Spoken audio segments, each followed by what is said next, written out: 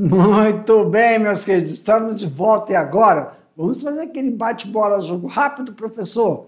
Estamos falando na aula 17.1 sobre reprodução artificial na piscicultura.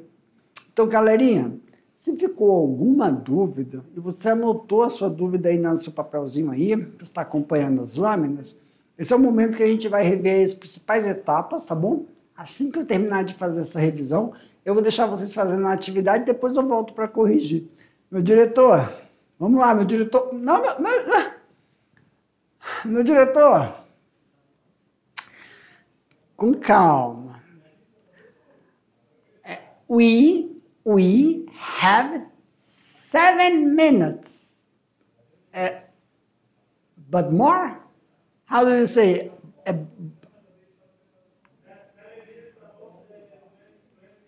Não. I have 7 minutes, ok? Aí eu quero falar more. Tem algum artigo para ligar? Não, eu só falo more. The more? Ah, só isso, só more. Entre minutes e more não tem nada. I have 7 minutes more. Ah, bom. Só tá falando, but so if I don't can adicionar esses 7 minutos, how do you say? That's the point. That's the point. Vai pra tela, meu diretor. É o café. 17. Ó, meus estudantes, para mim, meu diretor, vamos levar a sério, Jefferson. Acho que o medicamento parou de fazer efeito. Galerinha, acompanhe aqui então, ó, a parte 2 da piscicultura. Estamos falando sobre esses procedimentos aqui, ó, reprodução artificial e manejo de reprodução. Reprodução artificial e manejo de reprodução, nós realizamos o que, professor Jefferson? A sincronia. Sincronia do processo de manejo hipofisário. Esse manejo hipofisário é aplicado tanto nas matrizes quanto nos reprodutores. Nas matrizes vão auxiliar o processo fisiológico de desenvolvimento dos óvulos. Nos machos, vão realizar o procedimento de desenvolvimento e amadurecimento dos espermatozoides. No período que a gente realiza nas fêmeas, ou a aplicação, é dorso ventral, ou é dorso, tá? É dorsal, tanto em machos como em fêmea. A extrusão em fêmeas é realizado ventralmente. No macho, é dorso lateral. Tomar cuidado nesses movimentos, por quê, professor Jefferson? Para evitar a urina no macho em contato com os espermatozoides, que podem inviabilizar aí a ação deles na fecundação, que é realizada a seco. Professor, como assim realizado a seco? É porque somente após a homogeneização é adicionado água a temperatura constante de 28 a 30 graus, dependendo da espécie. Vamos dar uma olhada direitinho no procedimento? Na tela, meu diretor. Ele faz suspensezinho. Aqui, ó. Primeiro, nós vimos que as fêmeas, para realizar o procedimento de aplicação do extrato hipofisário, tem que apresentar aí, ó, o abdômen abalado, flacidez, região ventral e papilas urogenitais bem irrigadas. Dessa forma, vai favorecer aí esse extrato hipofisário, que pode ser oriundo de pacu e tambaqui. Para facilitar, o pintado, né, também será utilizado para facilitar esse procedimento. Nas fêmeas, geralmente, elas recebem 2 aplicações. O intervalo pode ser de 8 a 10 horas. Aproximadamente, elas têm que ter aí, ó, respectivamente de 5 ou de meio a 5 miligramas por quilo. Então, por que respectivamente, professor? A primeira é de 0,5 e a segunda é de 5 miligramas em fêmeas, tá? Após 8 a 10 horas. Os machos, geralmente eles recebem somente uma aplicação. Essa aplicação única, ela fica em torno aí da segunda dose aplicada na fêmea. Tá? A quantidade é de 1 a 2 miligramas por quilo do macho. Lembrando que a extrusão é realizada aí, tanto em fêmea como macho em ambiente seco, tá bom? Tomando cuidado, né, na hora da extrusão, somente após as 8 horas da segunda. E aí, professor, a fêmea, ela produz em torno de 10% do seu peso em células germinativas. E após a extrusão, que você tem que tomar cuidado aí, a gente realiza esse procedimento de hidratar, tendo uma eficácia no procedimento de fertilização, que vai para um ambiente controlado. E nós vimos também que após a eclosão, que dura aí 48 horas, né, de desenvolvimento, então a gente tem aí em torno, né, as larvas com tamanho de 3 milímetros, sendo que começam a se alimentar aí depois de 48 horas. Então eles têm um saco vitelíneo que é absorvido nesses 2, 3 dias para desenvolvimento, saindo da posição vertical para a posição horizontal. Isso faz com que a gente troque também o ambiente e favoreça o procedimento de desenvolvimento de alivinagem. Conforme os peixinhos vão aceitando o alimento, que é no período de alivinagem, né? Então tem transição nutricional. Tem a transição nutricional que pode ser feita por ração, mas muitos criadores utilizam também o que, professor Jefferson? Utilizam de pequenas algas e artrópodes, fitoplânctos e zooplânctos. E também quando se faz esse procedimento de adicionar o sistema nutricional por ração para desenvolvimento, nós utilizamos aditivos para ficar mais palatável e dar essa condição de manejo nutricional para esses animais. Após 30 dias de período de alivinagem, os alevinos, os peixinhos têm que atingir aí, 12 centímetros. Dessa forma, eles estão aptos a irem para os tanques definitivos ou ir para o procedimento de comercialização, que tem em torno de viabilidade aí de 30 dias, 15% para a aquisição desses animais. Favorecendo o quê, professor? Garantindo aí o fluxo de desenvolvimento da piscicultura.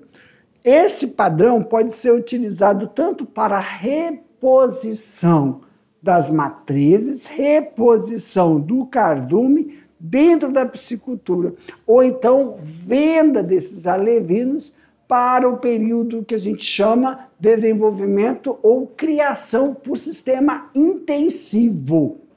Professor, dependendo da espécie, nós podemos garantir aí uma quantidade, a população, a densidade desses animais dentro do criadouro.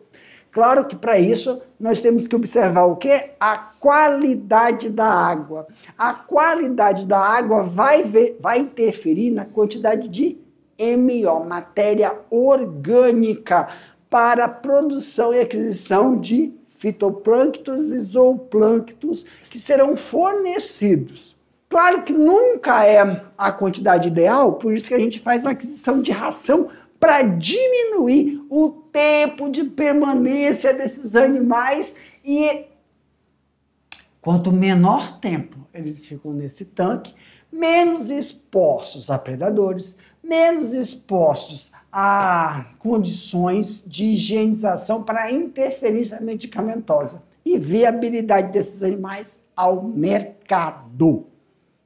Então, finalizando essa nossa revisão, em relação à reprodução, para mim, meu diretor, a reprodução artificial sendo pela aplicação do extrato hipofisário e o procedimento de extrusão, tanto de macho e fêmeas, e o período de latência que a gente fala da criação desses animais. Finalizando aqui, vou deixar vocês fazendo a atividade, daqui a pouco eu te volto para a gente realizar as correções. Boa atividade para vocês.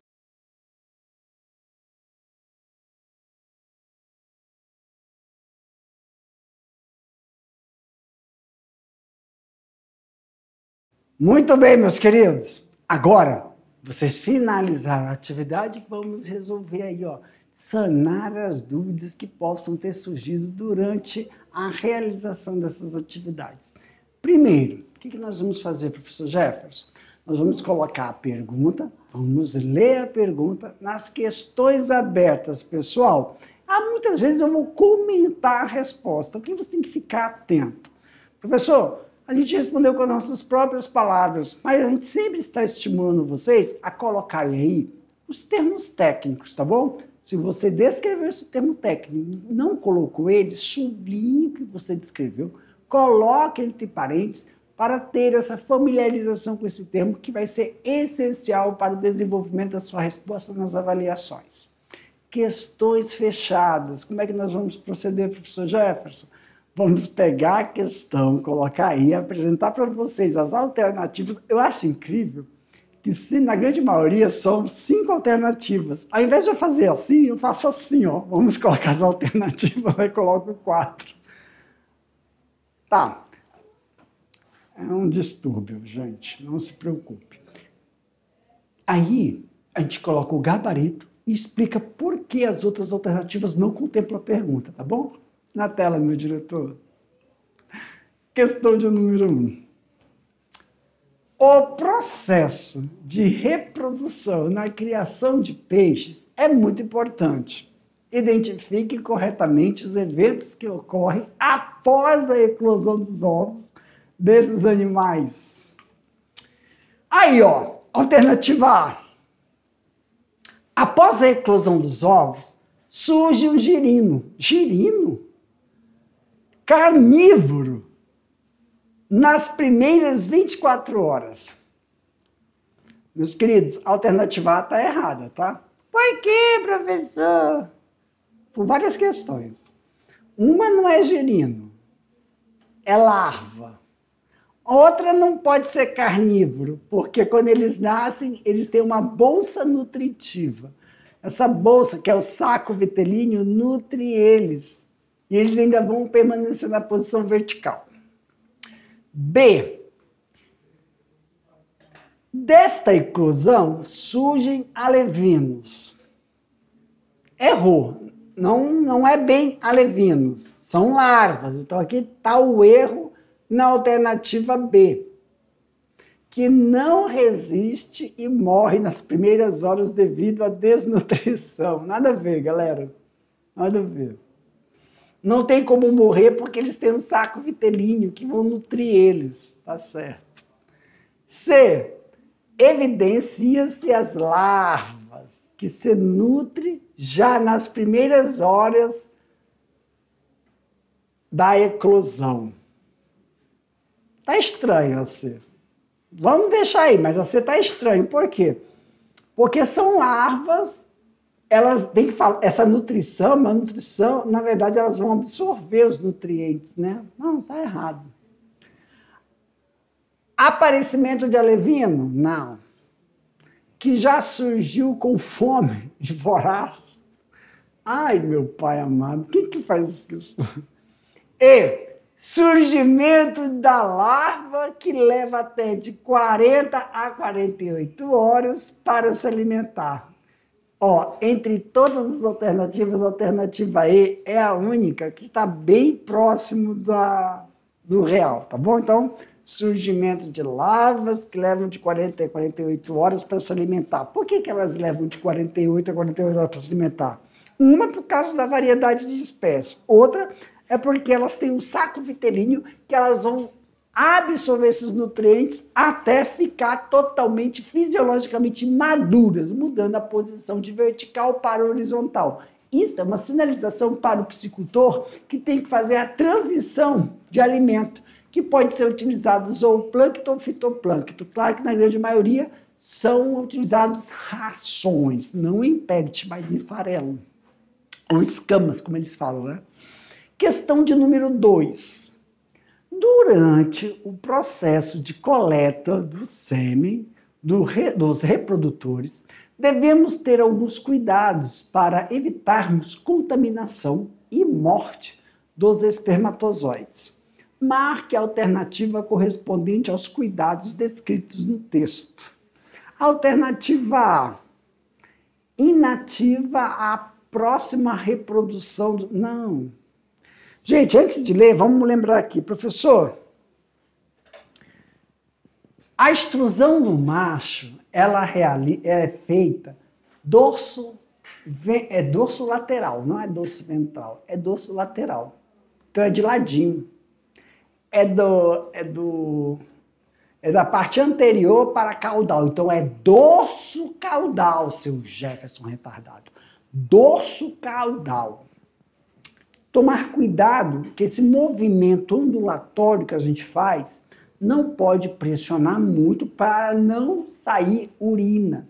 Como a coleta, a extrusão é feita a seco, ela vai para dentro de um recipiente sem água, depois que ele vai para fertilização a seco, depois é hidratado, se tiver urina, essa urina pode inviabilizar os espermatozoides. É isso. Então, lendo aí, ó, a alternativa A está errada. Nada a ver. Opa. A alternativa A está errada. B. O contato com a própria urina do peixe permite a contaminação do animal? Não. Não é a contaminação do animal, é a contaminação dos espermatozoides, ou inviabilidade. Letra C. Contaminação do esperma com água e urina. Tá correto até aqui, a letra C, né? Em azulzinho, correto. Mas não coloca X não, que vai achar que o X está errado. Coloca um Vzinho assim, ó. Check. Ao coletar o sêmen, para evitar contaminações, coloca congelador, nada a ver, pelo amor de Deus. Congelador tem que estar a temperatura aproximadamente de 28 a 30 graus. Inativação espermática pela manipulação e contaminação por coliformes fecais. Não, é pela contaminação da acidez da urina. Então, a única alternativa correta é a alternativa C. Questão de número 3. Para a aquisição das células reprodutivas, olha, tudo fechado, né? Para a aquisição das células reprodutivas das matrizes na reprodução de peixes, é muito comum o processo de indução. Cite o nome do extrato utilizado para o procedimento. É extrato hipofisário, né, gente? Letra D. Extrato hipofisário. É utilizado de carpa, professor? Sim, de carpa. Mas também podemos usar de outras espécies, dependendo da adaptação. Mas o utilizado é carpa, tá bom? Questão de número 4. Durante o procedimento de retirada dos óvulos, das matrizes, cite a temperatura ideal da água para a liberação das amostras. Pessoal, a temperatura da água tem que estar em torno de 28 graus, para que as fêmeas liberem os ovos. Então é assim, os ovos não vão ser colocados na água, é a fêmea, tem que manter essa temperatura constante da lâmina d'água onde ela fica, tá bom? Agora vamos aqui, ó, decolando para o futuro. No processo reprodutivo artificial de peixes, após 30 dias da formação dos alevinos, os peixes atingem cerca de 12 centímetros com 30% a 40% de sobrevivência. Qual a média de sobrevivência da eclosão até 30 dias de vida? Pessoal, a única alternativa aí é a alternativa B, 15%, tá bom? Claro que isso aí pode se realizar o processo adaptativo para esse procedimento. Para mim, meu diretor, Meus queridos, finalizamos aqui. Até a próxima. Tchau.